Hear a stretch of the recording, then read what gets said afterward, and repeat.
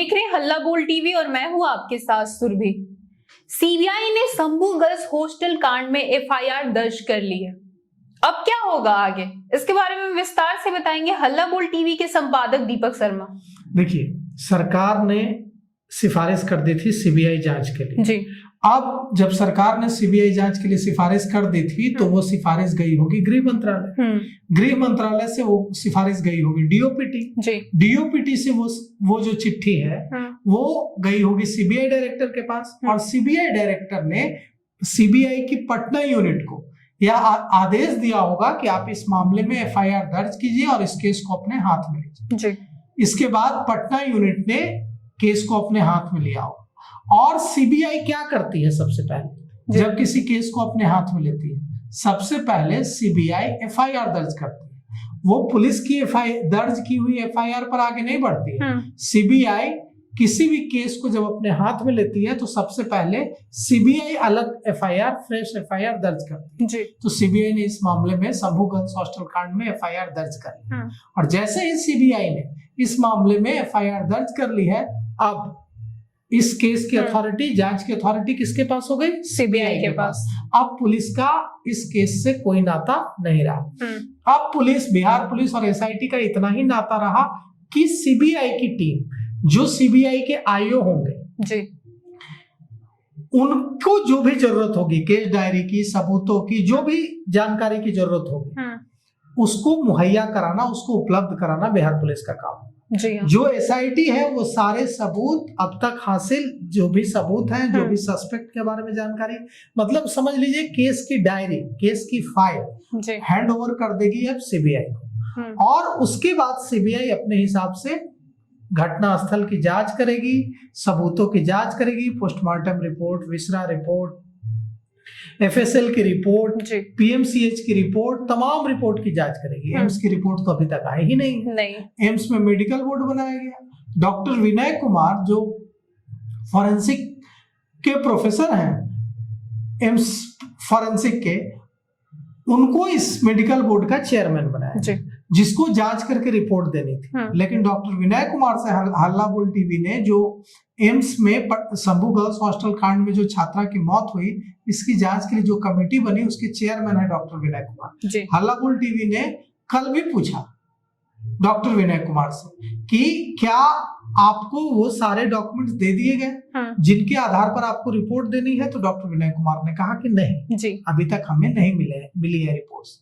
तो एम्स की रिपोर्ट अभी तक ना आई नहीं है, और पीएमसीएच की रिपोर्ट के मुताबिक छात्रा के साथ असॉल्ट हुआ है। तो असॉल्ट हुआ है तो किसी ने असॉल्ट किया होगा, तो वो कौन है गुनाहगार, यह खोजने की जिम्मेवारी अब सीबीआई के कंधों पर है, और सीबीआई अब इसको लेकर आगे बढ़ेगी। तो गुरुवार को केंद्रीय जांच एजेंसी सीबीआई ने एफआईआर दर्ज कर ली है। 31 जनवरी को बिहार सरकार ने मामले में सीबीआई जांच की सिफारिश की थी। 12 दिन बाद सीबीआई ने केस अपने हाथ में ले लिया है, जो कि बहुत ही फास्ट है प्रोसेस। अमूमन ऐसे मामलों में, जो सीबीआई में रहे अधिकारियों ने बताया कि ऐसे मामलों में कम से कम 1 महीना के आसपास लग जाता है, लेकिन इस मामले में सिर्फ 12 दिन लगे हैं। सिर्फ 12 दिनों के अंदर सीबीआई ने एफआईआर दर्ज कर ली। मतलब सोचिए कितना फास्ट हुआ है काम। सीबीआई की सिफारिश गृह मंत्रालय को गई, गृह मंत्रालय ने तुरंत डीओपीटी को भेज दिया, डीओपीटी ने तुरंत सीबीआई डायरेक्टर को भेज दिया, सीबीआई डायरेक्टर ने तुरंत इसको ओके करके पटना यूनिट को बोल दिया कि आप एफआईआर दर्ज करके जांच शुरू कर दीजिए। मतलब इससे फास्ट कुछ नहीं हो सकता। अगर 12 दिनों में एफआईआर दर्ज हो रही है, मतलब समझ लीजिए कि काम कितनी तीव्र गति से हुआ।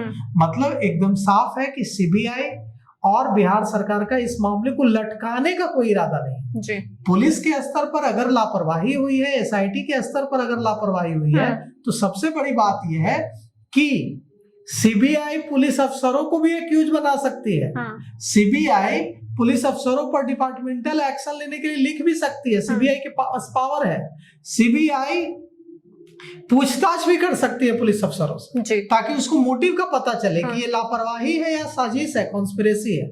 तो अब इस केस में सीबीआई की अथॉरिटी चलेगी, और हम उम्मीद करते हैं कि शुरुआती जांच में पुलिस ने माना है, एसएसपी कार्तिकेय शर्मा भी, पटना के जो एसएसपी हैं कार्तिकेय शर्मा, उन्होंने भी माना है कि शुरुआती जांच में पुलिस से लापरवाही हुई, और इसीलिए चित्रगुप्त नगर की जो SHO है, थाना प्रभारी है, थानेदार है, रोशनी कुमारी, उसको उस रोशनी कुमारी पर कार्रवाई हुई, एक्शन हुआ।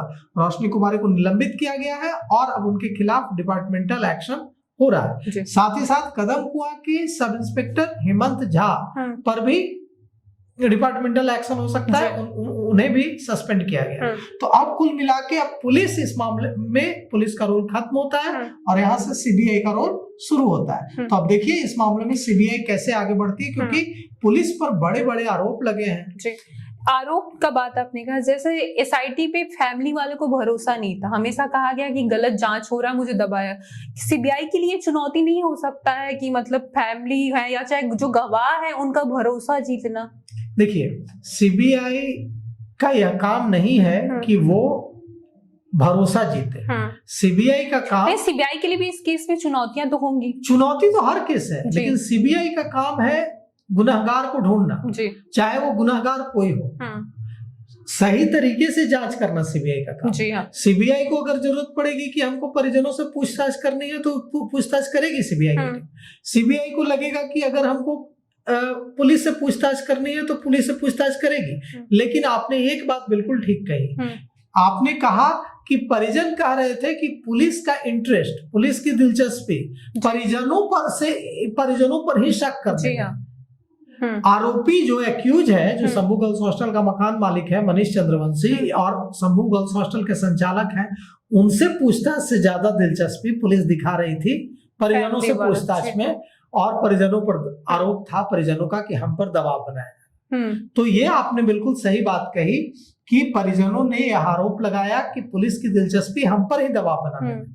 और अब जब CBI ने मामले को हाथ में लिया है तो हम उम्मीद करते हैं कि यह शिकायत CBI से परिजनों को नहीं होगी, कि CBI प्रोफेशनल तरीके से, एक प्रोफेशनल एजेंसी है, प्रीमियर एजेंसी है भारत की, और हम उम्मीद करते हैं कि CBI अपनी क्रेडिबिलिटी और अपनी साख के मुताबिक जल्द से जल्द पता करेगी कि कौन गुनहगार है, क्यों, क्या कहानी है, और सच पूरे बिहार के सामने होगा। और आपने जो सवाल किया वो सवाल बिल्कुल बिहार की बेटियों के मन में, सिर्फ आपके मन में नहीं उठ रहा, बिहार की तमाम बेटियों के मन में उठ रहा है कि क्यों पुलिस इतनी दिलचस्पी ले रही थी परिजनों को ही इस बात के लिए कन्विंस करने में कि आप ज्यादा इसको मत उठाइए।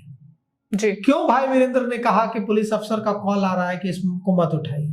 क्यों पप्पू यादव ने कहा कि मुझे दबाव बनाया जा रहा है मुझ पर कि मैं इसको नहीं उठाऊं? जी हाँ। तो कुल मिलाकर के आपका जो सवाल है वो सवाल हर बेटी के मन में उठ रहा है। अब इसका जवाब देने की जिम्मेवारी CBI पर है, और देखते हैं कि CBI कब पूरी कहानी हमारे सामने लाती है कि क्या कुछ हुआ। 22 दिन बाद फाइनली इसमें CBI की एंट्री हो चुकी है, और शंभू गर्ल्स हॉस्टल मामले को CBI कितनी जल्दी सॉल्व करके आरोपी को सबके सामने लाती है, इसको लेके आपकी क्या राय है हमें कमेंट करके जरूर बताएं। फिलहाल इस पेशकश में इतना ही। तमाम खबरों के लिए देखते रहे हल्ला बोल TV। धन्यवाद।